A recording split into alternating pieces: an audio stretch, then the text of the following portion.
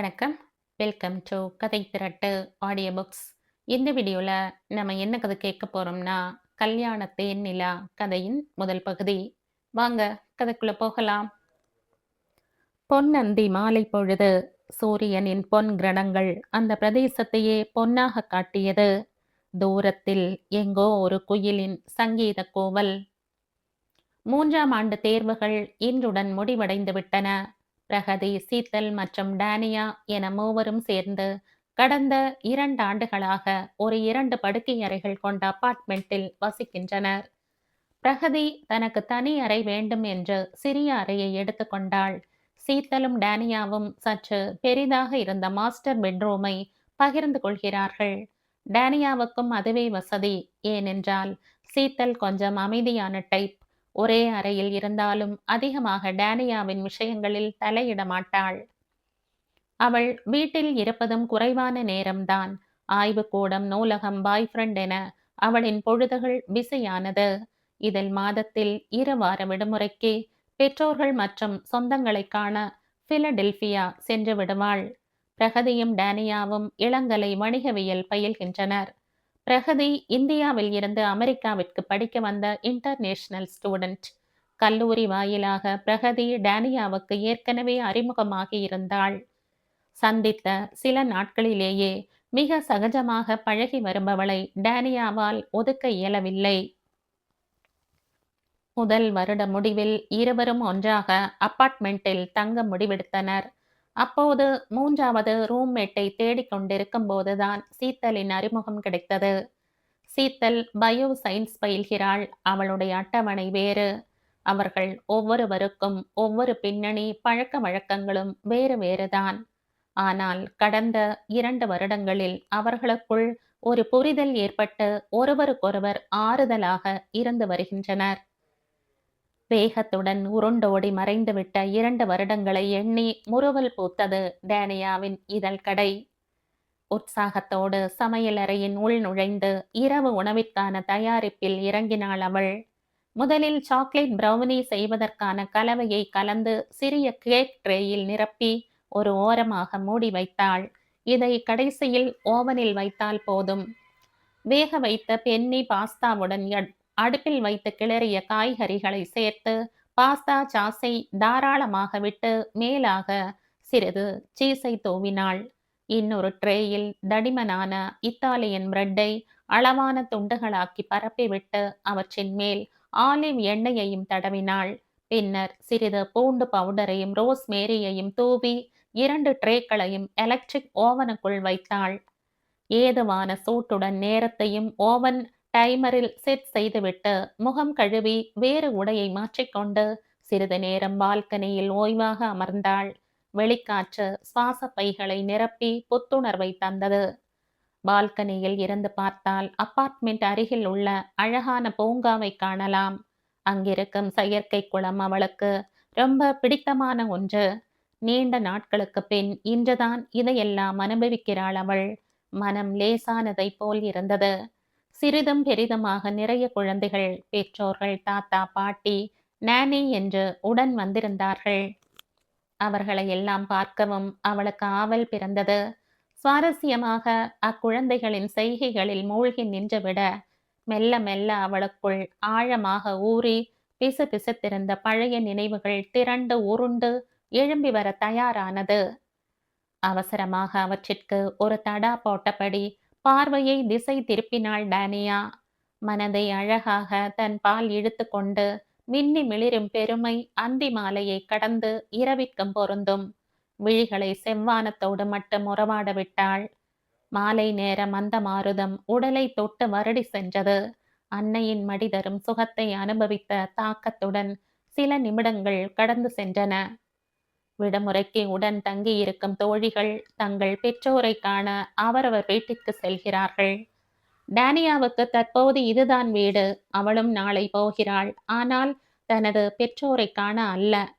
தான் செல்லும் இடம் பற்றி நினைத்ததும் உள்ளத்தில் இதம் பரவியது. உதடுகளில் மலர்ந்த புன்னகையுடன் ஒரு பாடலை முணுமுணுத்தபடி மீதி வேலைகளை பார்க்க சமையல் அறையினுள் நுழைந்தாள். சீத்தல் வெளியே சென்றிருக்கிறாள். பிரகதிதான் கடைசி நிமிட ஷாப்பிங்கிற்காக அவளை கெஞ்சி கூத்தாடி அனுப்பி இருக்கிறாள். வாயில் மணி அடித்தது. பிரகதி, கதவு திற என்றாள் டேனியா. அவளிடமிருந்து பதில் இல்லை. பிரகதி இன்னும் குளித்து முடிக்கவில்லை போலும். அவளுக்கு எப்போதும் குளிக்க நேரம் அதிகமாகும். சில நேரம் அவளின் இப்பழக்கம் மற்ற இரு பெண்களுக்கும் இடைஞ்சல்தான். பிரகதியின் செல்வ செழிப்புடன் அவளின் வளர்ப்பு முறையும் சேர்ந்து கொண்டு இவ்வாறு சில பழக்க வழக்கங்களில் அவர்களை அலுப்புற செய்திருந்தது. என்ன ஒன்று, மூவரும் ஒன்றாக வெளியே போக வேண்டிய தருணங்களில் டேனியாவுக்கும் சீத்தலுக்கும் இது கோபத்தை வரவழைக்கும். பிரகதி கண்டு கொள்ளாமல் லேட்டாக கிளம்பி வந்து இருவருக்கும் ஒரு ஹக் கொடுத்து கொஞ்சி சமாதானப்படுத்தி விடுவாள். 3 பெண்களில் அவள்தான் சிறியவள். அதனாலேயே அவளுக்கு கூடுதல் விளையாட்டுத்தனம் இருக்கிறதோ என்னவோ. டேனியா சமையல் அறையில் இருந்து வெளியே வருவதற்குள் மற்றும் ஒரு முறை வாயில் மணி அடித்தது. அவனாகத்தான் இருக்கும் என எண்ணியவாறே கதவின் தாளை நீக்கிக் கொண்டிருக்கையில் 3வது மணியும் அடிக்க அந்த பக்கம் இருந்தவனின் பொறுமையின்மை அவளுக்கு சற்று எரிச்சலை கொடுத்தது. கதவை விரிய பிடிக்கும் முன் தள்ளி கொண்டு உள்ளே நுழைந்தான் ரோகன். நேரே பிரகதியை நாடி சென்றவனை முணுமுணுப்போடு வெறித்து பார்க்கையில் வாயில் அருகே இருந்து ஒலித்தது மென்மையான குரல். ஹாய் டேனியா! திரும்பி பார்க்காமலேயே அந்த குரலை கண்டு கொண்டாள். உதட்டில் உதைத்த சின்ன முறுவலுடன் திரும்பி பார்க்க அங்கே கதவின் நிலையில் சாய்ந்து கொண்டு கம்பீரம் மிக்க உயரமும் புன்னகையுமாக அஸ்வின் நின்றிருந்தான். எப்படித்தான் இவன் ரோகனுக்கு நண்பனாக இருக்கிறானோ? அவள் நினைத்து முடிக்கும் முன்னால் அஸ்வின் பேசினான். ரோகன் அப்படி ஒண்ணு மோசம் இல்லைங்க. உன் ஃப்ரெண்டு மோசம் என்று சொன்னேனா? கேள்வியாக புருவத்தை உயர்த்தினாள் டேனியா. சொல்லலதான் என அஸ்வின் இழுத்தான். பிறகு ஏன் அப்படி சொன்ன என்பது போல பார்த்தாள். மனசுல நினைச்சீங்களே என குறும்புடன் முறுவலித்தான். இவன் அடிக்கடி தன் மனதில் நினைப்பதை இப்படித்தான் தெரிந்து கொள்கிறான். எதுக்காக, எப்படி அவளை படிக்கிறான்? ரொம்ப யோசிக்காதீங்க டேனியா. என்னுடன் பிறந்த ஒரு டேலண்ட் என்று வச்சுக்கோங்க என்று கண் சிமிட்டினான். தாடையில் கை வைத்து யோசிக்கவில்லைதான். ஒருவேளை கண்களை படிக்கிறானோ? புன்னகையுடன் அஸ்வின், சும்மா வா, வா போனே கூப்பிடு. நீ என்னை விட பெரியவன். நானே ஒருமையில் தானே உன்னிடம் பேசுகிறேன் என டேனியா சொல்ல மெலிதாக சிரித்தான். அது சொல்ல வந்ததை சொல்லாமல் விட்டவன். சரி, இனி அப்படி ஒருமையில கூப்பிட ட்ரை பண்ற என்றான். குட் என சின்ன முறுவலுடன் டேனியா நின்றிருக்க பிரகதியை விரைவாக கிளம்ப சொல்லிவிட்டு வந்த ரோகன் அப்போதுதான் அவளை கவனித்தான் போல. ஹாய் டானியா, எப்படி இருக்க என்றான். பதில் அளிக்காமல் அவனை முறைத்தாள் டேனியா. வாசலில் நின்றிருந்த அஸ்வின் சுவாரஸ்யம் பொங்க அவர்களை பார்த்து கொண்டிருந்தான். என்ன கோபம் என் மேல என அப்பாவியாக வினவினான் ரோகன். ஒண்ணுமில்லையே என்றாள் டேனியா. எப்படி இருக்கன்னு கேட்டனே. அவள் பதில் சொல்லாமைக்கு கண்டன பார்வையுடன் ஏறிட்டான் ரோகன். உன் கண்களுக்கு இப்பதான் என்னை தெரிகிறதோ? குரலில் கோபத்தை காட்டி கேட்டாள். அப்போதுதான் உணர்ந்தவன். ஓ சாரி டேனியா, பிரகதியை சீக்கிரமாக கிளம்ப சொல்ல வேண்டும் என்று நினைத்து கொண்டு வந்தேனா? உன்னை கவனிக்கலை. சாரி அகைன் பியூட்டி என்றான் ரோகன் கெஞ்சும் குரலில். அவன் பியூட்டி என்று அழைத்ததும் டேனியாவுக்கு சிரிப்பு வர, அஸ்வின் சொன்னனே அவன் நல்ல ஃப்ரெண்டு தான் என்று முறுவலித்தான். ஒன்றும் புரியாமல் குழப்பத்துடன் என்னவென்று கேட்ட ரோகனை கண்டு கொள்ளவில்லை அவர்கள். அவனிடம் பொறுமையும் இல்ல என கிண்டலாக அவள் முணுமுணுத்தாள். அவளின் கிண்டல் குரலில் சிரித்த அஸ்வின் இன்னும் வாசலில் நின்றிருக்க உள்ளே வரவேற்று அவனை அமர சொன்னாள் டேனியா. ரோகன் பிரகதியின் பெரியப்பாவின் மகன். சிகாகோவை சேர்ந்தவன். அவன் பெற்றோர்கள் இருவரும் மருத்துவர்கள். பல வருடங்களுக்கு முன்பே குடியுரிமை வாங்கி அங்கே செல்வந்தர்கள் வசிக்கும் பகுதியில் வசிக்கிறார்கள். அஸ்வின் ரோகனின் நெருங்கிய தோழன். கலிபோர்னியாவை சேர்ந்தவன். அவனின் குடும்பம் பற்றி டேனியாவுக்கு அவ்வளவாக தெரியாது. ஆனால் தலைமுறைகளாக அமெரிக்காவில் வசிக்கிறார்கள் என்று பிரகதி சொல்ல கேள்வி. அவர்களில் சீத்தல் மட்டும் குஜராத்தி, தமிழ் சுத்தமாக புரியாது. பிரகதி தமிழகத்தில் இருந்து வந்ததால் அழகாக தமிழை உச்சரிப்பாள். அஸ்வினும் பரவாயில்லை, ஓரளவு நன்றாக பேசுவான்.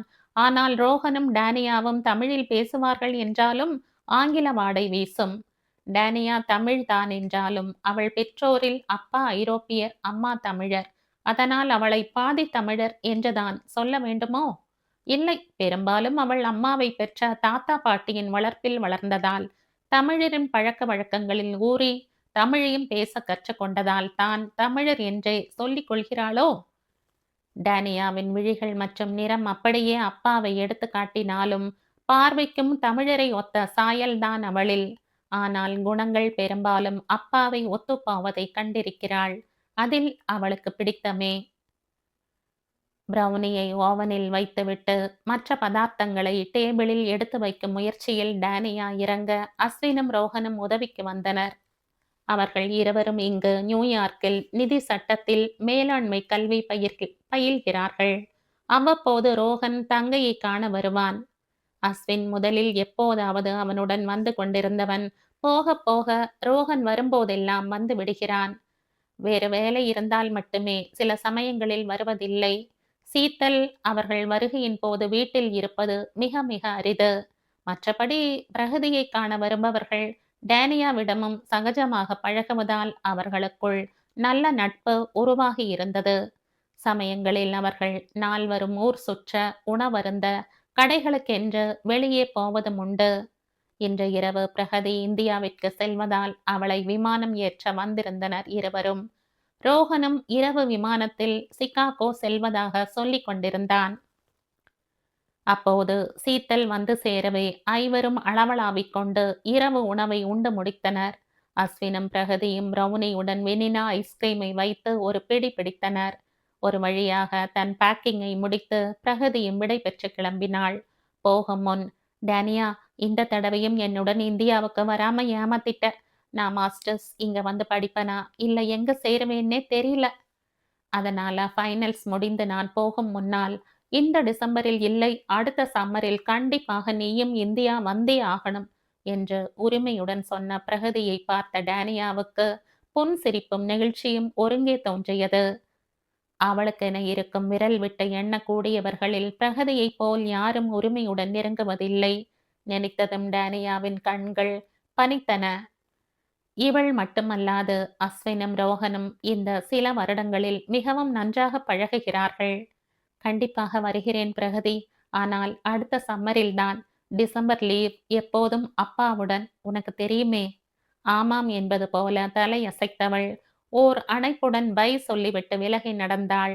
ரோஹன் டேனியாவிடம் விடை பெறும் முன், விடுமுறையில் ஒரு வாரமாவது கண்டிப்பாக தங்கள் வீட்டிற்கு வந்து தங்க வேண்டும் என சொல்லி சென்றான். அஸ்வின் டேனியாவின் விடுமுறை திட்டம் பற்றி உணவு உண்ணும்போது கேட்டறிந்ததால் வெளியே போகும் முன், டேனியா, நாளை மதியம் உன்னை ஏர்போர்ட்டில் விட வருகிறேன் என கூறினான். தேவையில்லை அஸ்வின், நானே போய்க் கொள்வேன். டேனியா மறுத்ததும் அவன் முகம் சுருங்கியது. அவனை பார்த்து சங்கடமுற்று, எனக்கு எல்லாம் தனியாக செய்து பழக்கம்தான் அஸ்வின், அதான் என்று தயங்கினாள். அவன் கண்களில் ஒரு விசனமான பாவனை சில நொடிகள் வந்து போனதோ என தோன்றியது டேனியாவுக்கு. அவள் அறியும் முன் முகத்தில் புன்னகையை வரவழைத்துக் கொண்டு, இம்முறை நான் வந்து ஏர்போர்ட்டில் விடுகிறேன் என்றான் அஸ்வின். உனக்கு சிரமம்? சிரமம் ஒன்றுமில்லை, நாளை வருவேன், ரெடியாரு, குட் நைட் முடிவாக சொல்லிவிட்டு சென்றான். அவர்கள் மூவரும் போனதும் வீடு வெறிச்சோடி போயிற்று. ஏற்கனவே அனைவரும் சேர்ந்தே டேபிளையும் சமையல் அறையையும் ஒதுங்க வைத்து சுத்தம் செய்திருந்ததால் டேனியாவுக்கு வேலை ஒன்றும் இருக்கவில்லை. சீத்தல் பால்கனியில் அமர்ந்து போனில் பேசிக் கொண்டிருந்தாள். டேனியாவை பார்த்ததும் கை அசைத்தாள். இனி வெகு நேரம் சென்றுதான் வந்து படுப்பாள். மென் சிரிப்புடன் டேனியா விலகி நடந்தாள். காலையில் எழுந்ததும் பயணத்திற்கு தேவையானவற்றை எடுத்து வைத்து கொண்டு விடலாம் என்ற முடிவுடன் ஒரு சின்ன குளியல் போட்டுவிட்டு படுக்கையில் விழுந்தாள் டேனியா. ஆழ்ந்த உறக்கத்தை தழுவும் முன் சில ஞாபகங்கள் அவள் நினைவு அடுக்கில் இருந்து அழையாத விருந்தாளியாக வெளிவருவதை தடுக்க இயலாமல் அதன் போக்கில் விட்டுவிட்டாள். தலையணையின் மென்மை கூட அந்நேரம் கல் போன்று உறுத்திற்று. மனதில் இருந்த ஏக்கம், ஏமாற்றம், வெறுமை என எல்லாமும் போட்டியிட்டு கொண்டு அவள் தனிமையை சுட்டிக்காட்டி ஏளனம் செய்வதாய் தோன்றியது. நெடுநேரம் அதை தணிக்க இயலவில்லை. புரண்டு புரண்டு படுத்ததில் மென் விரிப்பும் கசங்கி போய் அழுத்தியது. அலை பொறுதலுக்கு பிறகு எப்போது உறங்கினாள் என்று தெரியவில்லை. நட்பு சுதந்திரமானது. நட்பின் வேர்கள் பலப்பட்டு கிளை பரப்பி நிலைத்து நிற்க வேண்டுமாயின் அதனை அலசி ஆராயாதே, அப்படியே ஏற்றுக்கொள். இரவு நேரம் கழித்து உறங்கியதால் காலையில் அசந்து வெகுநேரம் தூங்கிவிட்டிருந்தாள் டேனியா. காலை கடன்களை முடித்துவிட்டு ஒரு குளியலையும் போட்டு வெளியே வந்தபோது பசி வயிற்றைக் கிள்ளியது. சாப்பிடும் முன் தேவையான துணிமணிகளை எடுத்து வைத்து பேக்கிங்கை முடிக்க வேண்டும் என நினைத்து மடமடவென வேலையில் இறங்கினாள். இங்கு முன்பிருந்தே வாங்கி வைத்திருந்த பரிசு பொருட்கள் அவளது உடைமைகள் என 2 பெட்டிகள் நிறைந்துவிட்டன. அறையை ஒழுங்குபடுத்திய பின்னர் அஸ்வின் வர இன்னும் 1 மணி நேரம் இருந்தது. ஆசுவாசமாக சிறிது நேரம் அமரலாம். ஒரு சிறு பீங்கான் கிண்ணத்தில் பச்சை திராட்சைகளையும் ப்ளூபெர்ரியையும் போட்டுக்கொண்டு ஆரஞ்சு மார்மலேட் தடவிய பிரெட் டோஸ்டுடன் ஒரு கப் காஃபியையும் தயாரித்து எடுத்து வந்தாள். டைனிங் டேபிளில் அமர்ந்ததும் கைகள் வழமை போல் தொலைக்காட்சியை இயக்கின. திரையில் ஒளிர்ந்த அந்த நியூஸ் சேனல் அவளை கவர்ந்தது. அமெரிக்க ஜனாதிபதி தேர்தலை பற்றிய கருத்தரங்கு. ஒரு பிரபலத்துடன் சில ஜனநாயக கட்சியினர் மற்றும் சில குடியரசு கட்சியினர் என 2 சாரியினரும் பங்கு பெற துல்லியமான கருத்துக்களை முன்வைத்து விவாதம் தொடர்ந்தது. சுவாரஸ்யமிக்க நிகழ்ச்சியாக அதனை மாற்றிக் கொண்டிருந்தார் அந்த டிவி சேனலில் தொகுப்பாளினி. நிகழ்ச்சியில் ஆழ்ந்து போனாள். பார்த்து கொண்டே சாப்பிட்டு முடிக்கும் தருவாயில் அஸ்வின் வந்துவிட்டான். டார்க் ப்ளூ டெனிம் ஜீன்ஸும் இளம் மஞ்சள் டி ஷர்ட்டும் அணிந்து அரை மணி முன்னதாகவே புன்முறுவலுடன் வந்தவனை கண்டதும் வியப்பால் டேனியாவின் விழிகள் விரிந்தன. Hi Tania, good morning. எதுக்கு இவ்வளோ ஆச்சரியம்? முறுவல் மாறாமல் கேட்டான். ஹாய், சீக்கிரம் வந்துட்ட, அதான். தன்னையே ஒரு முறை மேலும் கீழும் பார்த்து கொண்டாள். அவள் இன்னும் தயாராய் இருக்கவில்லை. ஹ, பார்த்து உன் கண்களை இப்படி அடிக்கடி அகல விரித்து வைக்காதே, பிறகு ரொம்ப கஷ்டமா போகுது. ஒருத்தர் அவங்க படுற பாடு போதும் என குறும்பாக அவன் சொன்னது அவளுக்கு புரியவில்லை. ஏய், என்ன, யாருக்கு கஷ்டம், என்ன சொல்ற நீ? அதை விடு, டிராஃபிக்ல மாட்டக்கூடாதுன்னு சீக்கிரம் வந்த. ஏதாவது முடிக்க வேண்டிய வேலை இருக்கா? நான் உதவலாமா? கவனமாக பேச்சை மாற்றிவிட்டான். அஸ்வின் சொன்ன வார்த்தைகளின் அர்த்தம் விளங்காமல் உள்ளே சிறு யோசனை ஓடினாலும் இல்லை என்பதாக தலை அசைத்தாள் டேனியா. அப்படின்னா சரி, ரெடியாகி வா, அவசரம் இல்ல என்று சொன்னவன் தன் போனில் கவனத்துடன் சோஃபாவில் அமர்ந்து கொண்டான். அஸ்வினை எப்போது பார்த்தாலும் சுறுசுறுப்பாகவும் புன்னகை பூசிய முகத்துடனும் வளைய வருவான். அவனது அந்த புத்துணர்ச்சி இப்போது டேனியாவையும் தொற்றிக் கொண்டது. விரைவாக தயாராகி சீத்தலிடம் சொல்லிக்கொண்டு 2 பெட்டிகளும் கை பையுமாக வெளியே வந்தாள். அவள் மறுத்தும் பெட்டிகளை அஸ்வினே தூக்கி கொண்டு முன் நடக்க டேனியா கதவை சாத்திவிட்டு அவனுடன் லிப்டுக்குள் நுழைந்தாள். கார் பார்க்கிங்கிற்கு வந்ததும் அங்கே அஸ்வின் எப்போதும் ஓட்டி வரும் காருக்கு பதில் புது ரகத்தில் மிக அரிய வகை கார் ஒன்று சாதுவாக நின்றிருந்தது. அதை பார்த்ததும் டேனியாவுக்கு முதலில் தோன்றிய உணர்வு அதிர்ச்சிதான். எதிர்பாராததை கண்டால் நமக்கு அதிர்ச்சி தோன்றுவது இயற்கை அல்லவா? சுதாரித்த போது கேள்விகள் சேர்ந்து கொள்ள காரை வெறித்தபடி நின்றிருந்தாள். காற்றுடன் போட்டி போட்டு கொண்டு முன்னேறிய அந்த காரின் வேகம் நான் சாதுவா என கிண்டலாக சிரித்து வைத்து அஸ்வின் அவள் கை பிடித்து அவளை அதனுள் அமர வைத்ததை உணர்த்தியது.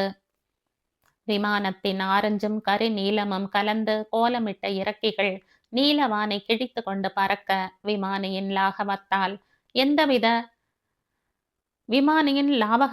எந்தவித அதிர்வும் குலுங்கலும் இன்றி மிகவும் சீராக உயரே பயணித்து கொண்டிருந்தது.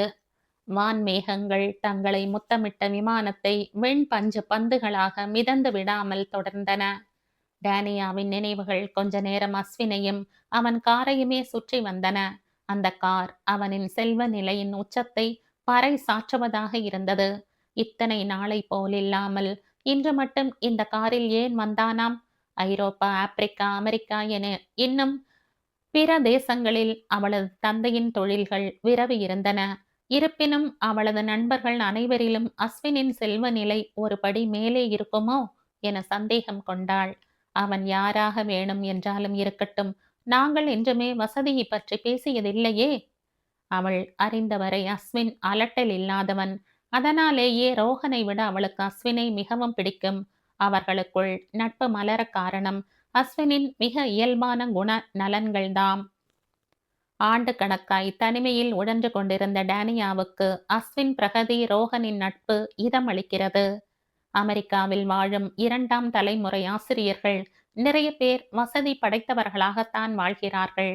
அப்படி இருக்க அஸ்வின் வீட்டினர் சில தலைமுறைகளாக இங்கு வசித்து வருபவர்கள். அதே வசதி படைத்தவர்களாக இருப்பின் ஆச்சரியம் இல்லைதான். ம் அஸ்வின் என் நண்பன். அஸ்வினுக்கும் எனக்கும் ஒத்த சிந்தனைகள், எங்களுக்கு இடையில் இருக்கும் புரிந்துணர்வு மற்றவர்களிடம் வருவதில்லையே. அவனுக்கும் எனக்கும் ஏதோ ஒரு பந்தம் இருப்பது போல் ஓர் உணர்வு இப்போதும் தோன்றுகிறதே. டேனியாவின் மனம் காரணங்களை தேடி அஸ்வினையும் அவன் காரையும் பற்றி ஆராய்தலை வசதியாக பின்னால் தள்ள விழைந்தது. மேலும் யோசிக்கவில்லை. அத்துடன் அஸ்வினின் நினைவை களைந்தாள். டேனியாவுக்கு அயர்வாக இருக்கவே தன் இருக்கையை வசதியாக பின்னால் சாய்த்து கண் மூடினாள். குளிர் பானங்களை தள்ளிக்கொண்டு விமான பணியாட்கள் இருவர் வர அதனால் எழுந்த அரவத்தில் இமைகளை திறந்தாள் டேனியா. அவள் கண்களுக்கு பட்டது இள நீல நிற விழிகள் 2. திகைப்பில் அவள் பார்வை உறைந்துவிட மனமோ பந்தய குதிரை போல் வேகமெடுத்து ஓடத் தயாரானது. எக்ஸ்கியூஸ் மீ மேம், குளிர்பானம் ஏதேனும் தரவா என்று கம்பீரமாக ஒலித்தது. நீல நிற நயனங்கள் கொண்டு எதிரில் நின்றிருந்த ஸ்டூவர்ட்டின் குரல். Orange juice please. ஒரு கப்பில் ஐஸ் துண்டுகளை போட்டு ஆரஞ்சு பழச்சாற்றை நிரப்பி கூடவே ஒரு சிறு பாக்கெட் வறுத்த கடலையுடன் ஒரு பேப்பர் நாப்கினையும் அவள் முன்னால் விரித்து வைத்திருந்த ட்ரேயில் வைத்துவிட்டு புன்னகையுடன் நகர்ந்தான் அந்த ஸ்டூவர்ட். அந்த விழிகளை அதன் பிறகு விமானம் விட்டு கீழே இறங்கும் வரை டேனியா சந்திக்கவே முற்படவில்லை. ஏன், எதேச்சையாக அவளது பார்வை வட்டத்தில் வந்து விழுந்தவனை கூட முகம் திருப்பி தவிர்த்தாள். எல்லோரையும் இன்முகமாக எதிர்கொள்பவள் இப்படி அறிமுகமே இல்லாத ஒரு விமான பணியாளனை முகம் திருப்பி தவிர்க்க நினைப்பது அபத்தமாகப்பட்டது. அதுவும் பயணிகளை இன்முகம் கொண்டு உபசரிக்கும் பணியில் இருப்பவனை. ஓ காட்! தலையில் கை வைத்து, இதற்கெல்லாம் காரணம் அவன் அல்லவோ? அவன் அவனை நான் மறந்திருந்தேனே, இல்லை மனதில் புதைத்திருந்தேனா என தனியாக புலம்பினாள். எல்லாம் இந்த ஸ்டூவர்ட்டால் வந்தது. இவனின் நீல நிற விழிகள் செய்த மாயம்.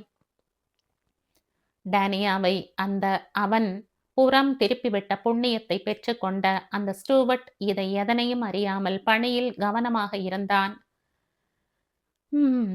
அவ்வளவு பாதித்து இருக்கிறானா அவளது மனதை?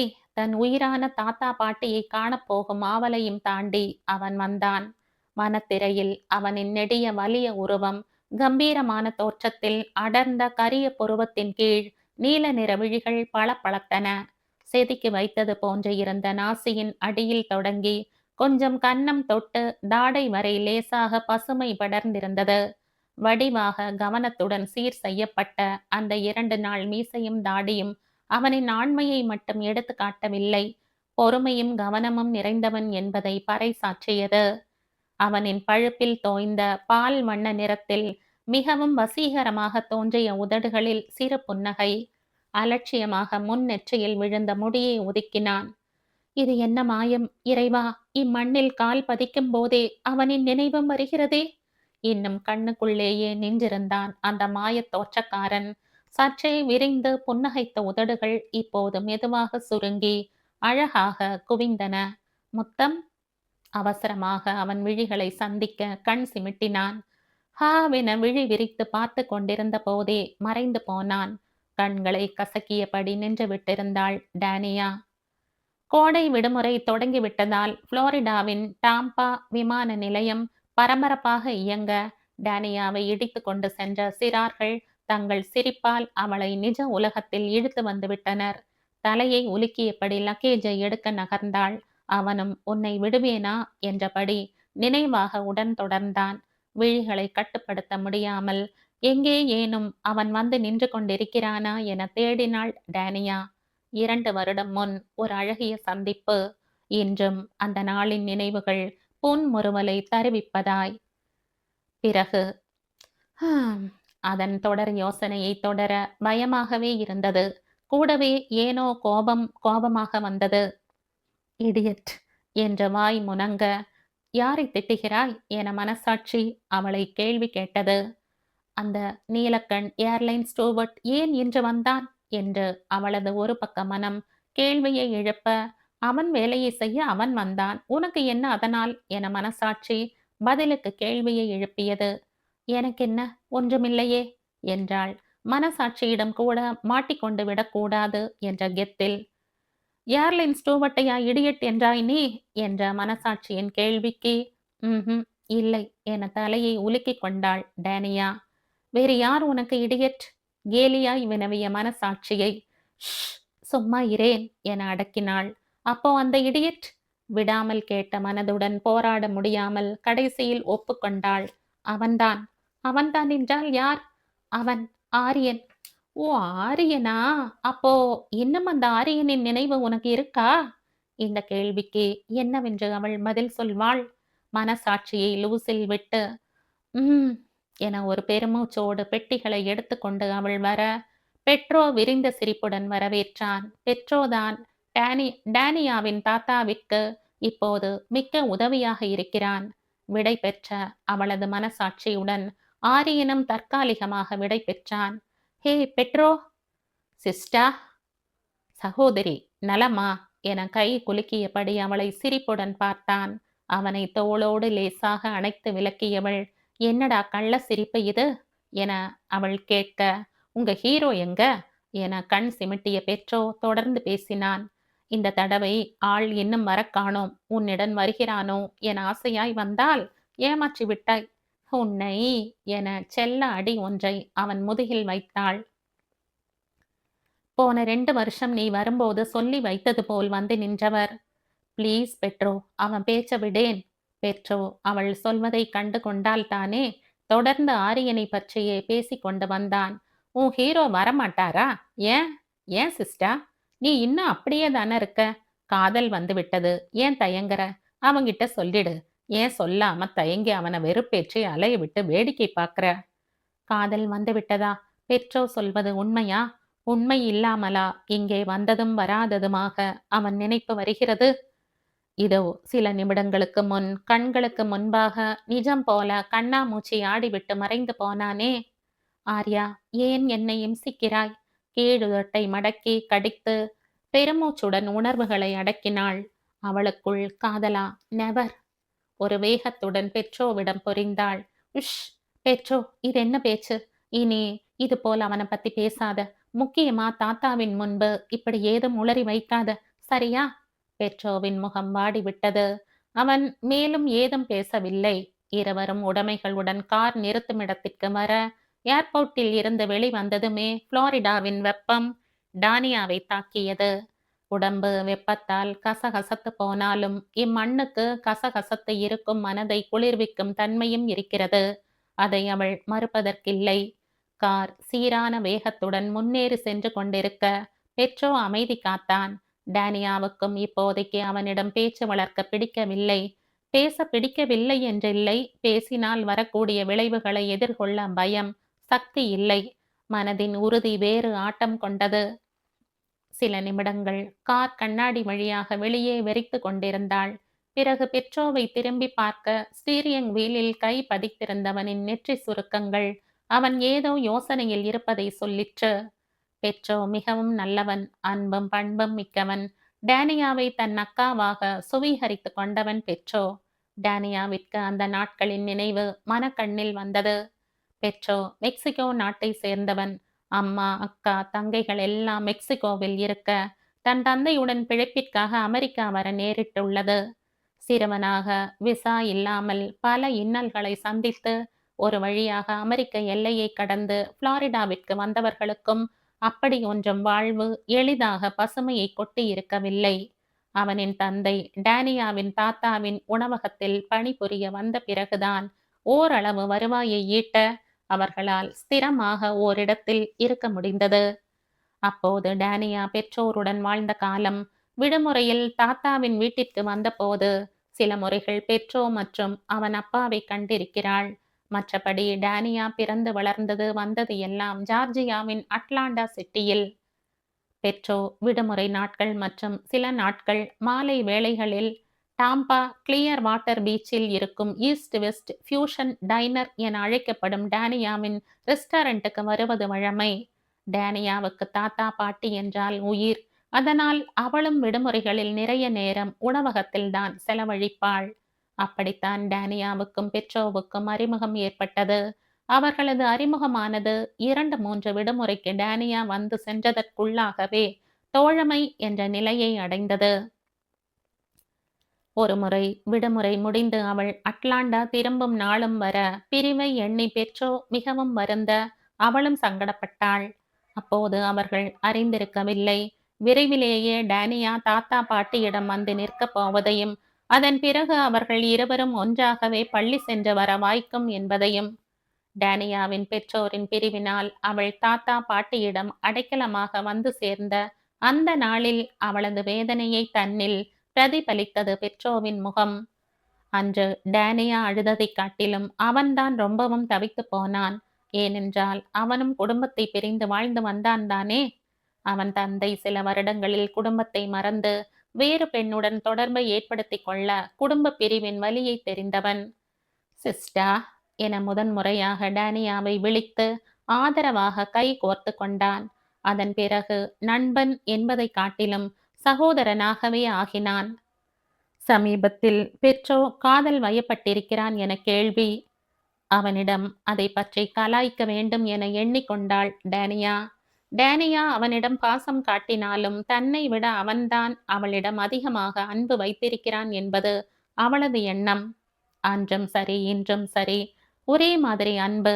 டேனியாவிடம் அவன் எண்ணங்கள் சங்கடங்கள் என நினைப்பதை பகிர்ந்து கொள்வான்.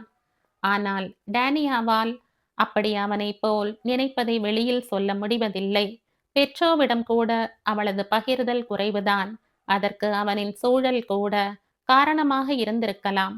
பல வருடங்களாக சுற்றி ஒரு வட்டம் அமைத்து கொண்டு தனிமையில் சுழன்று அப்படி மனதில் வைத்து புதைத்த உணர்வுகள்தான் இப்போது அவளுக்கு எதிராக சதி செய்கின்றன. அவள் என்ன செய்ய? அப்படியே இருந்து பழகிவிட்டாள். இந்த கதையின் தொடர்ச்சியை அடுத்த பதிவில் கேட்கலாம்.